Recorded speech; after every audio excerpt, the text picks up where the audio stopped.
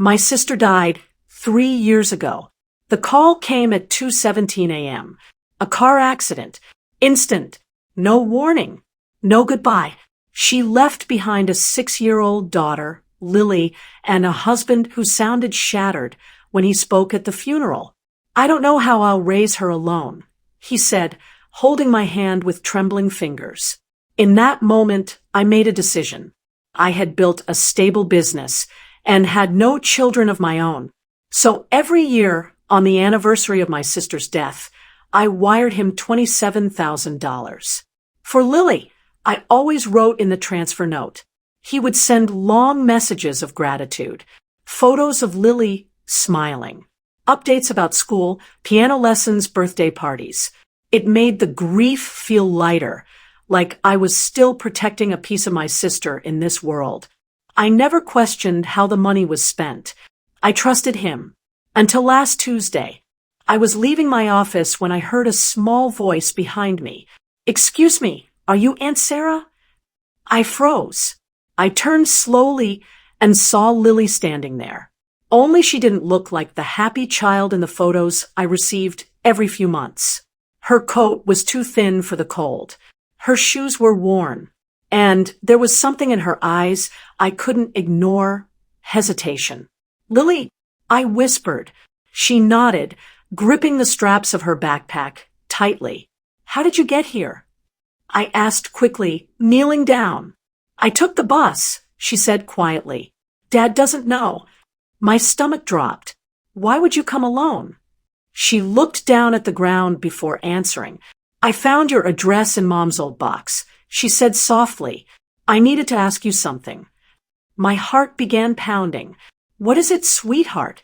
She hesitated, then asked the one question that made my blood run cold. "Are you really sending Dad money for me?"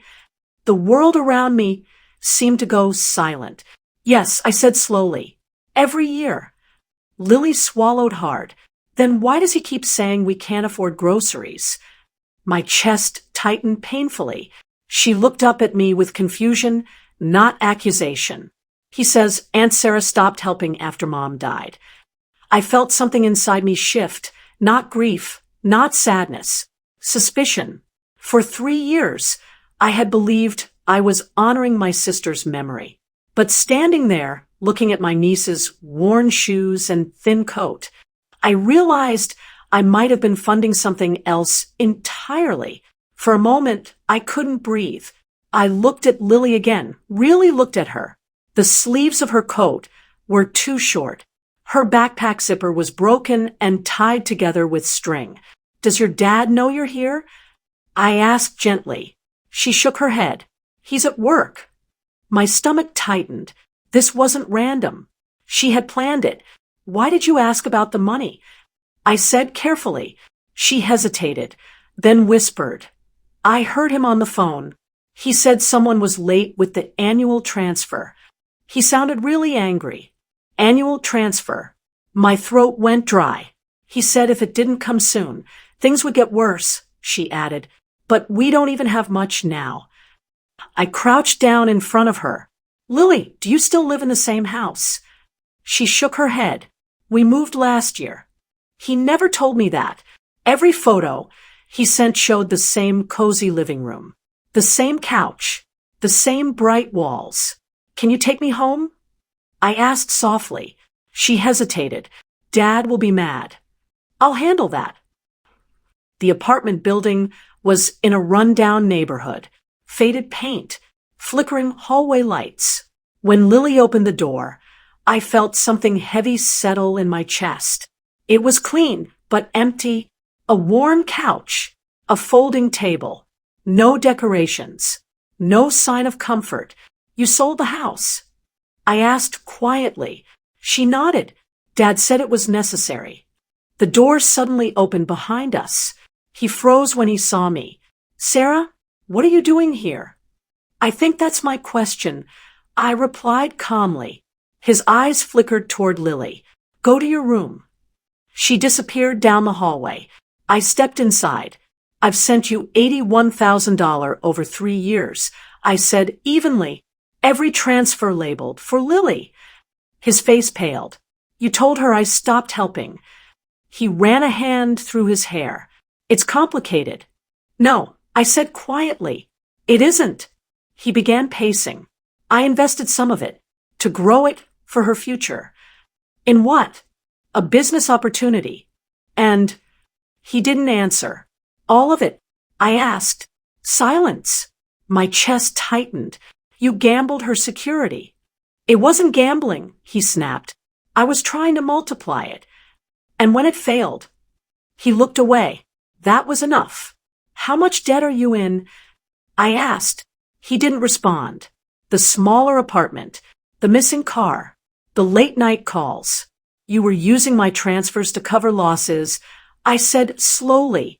He didn't deny it. And you were waiting for this year's payment to fix it. His jaw tightened. That money was for Lily, I said, my voice steady but sharp. For food, school, stability. She's fine, he snapped. She took a bus alone across the city because she's worried about groceries. I shot back. He looked genuinely shaken. She what? She came to me. Silence filled the room. For 3 years, I thought I was honoring my sister by trusting the man she chose. Now I saw the truth. Here's what happens next. I said calmly, I'm not sending you another $1. His head snapped up. You can't just. I can, and I will. He stared at me, breathing uneven. I'm setting up a trust in Lily's name. Direct payments for her tuition, health care, and essentials. You won't touch it. You think you can just take over? He said bitterly. No, I replied evenly. I'm making sure she's protected. He looked like he wanted to argue, but he knew he had no ground left. If I audit where that money went, I added quietly, and it shows negligence affecting a minor, this becomes more than a family issue. The color drained from his face. We both understood. Lily peeked from the hallway. Aunt Sarah, she whispered. I knelt in front of her. You don't have to worry anymore, I said softly. As I left that apartment, one thing became painfully clear. I hadn't just been sending money. I had been trusting the wrong person to guard my sister's legacy, and that ended today. The trust was finalized within days.